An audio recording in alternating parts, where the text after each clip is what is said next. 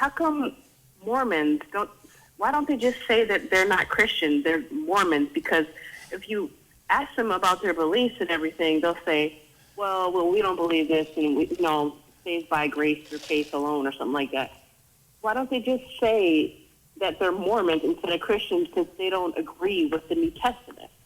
We don't do that because, first of all, the name Mormon is a nickname, but our faith in Jesus Christ is just as sincere as your faith in Jesus Christ. We just believe that he has spoken in our day, and you don't believe that he has. You don't believe that he's spoken since he was on the earth.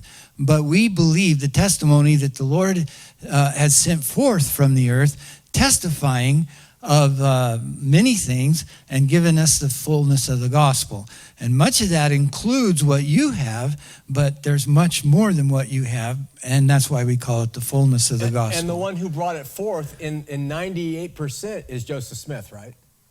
Joseph Smith was the translator of the Book of Mormon. But he's the one who brought these extra truths, right? Because you're saying, we're Christian, we just have more.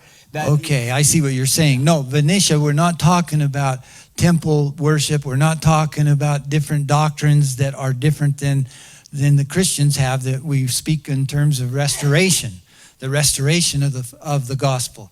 But I'm talking about the words of... My point is that Christians do not believe that there's anything added or taken away from the Bible. And they believe that, the Bible is complete, and yet you can't add anything else and still be a Christian. You can still be a Christian, but when the Book of Mormon came out, testifying again of Jesus Christ, and you reject one testimony but accept the other, what do you think where does that leave you? You can't reject any of the testimonies of Jesus Christ. If you take the Book of Mormon as a testimony. That's right. If you understand the Book of Mormon as the testimony of Joseph, as a compendium of the testimony of Joseph in this land of America, then that you're following Jesus Christ because it came forth from him. Okay, so the audience, Venetia. Yeah, so I guess, that's just a Mormon belief. Yeah. So I just don't understand why they don't separate, just call yourself Mormon instead of a Christian, because that is not in line with mainline Christianity. I'm going to cut Doug off. They do. They call themselves Mormon. They're the Mormon Tabernacle Choir. Mormon, they use Mormon constantly. And listen, if you are not Mormon, you are not Christian.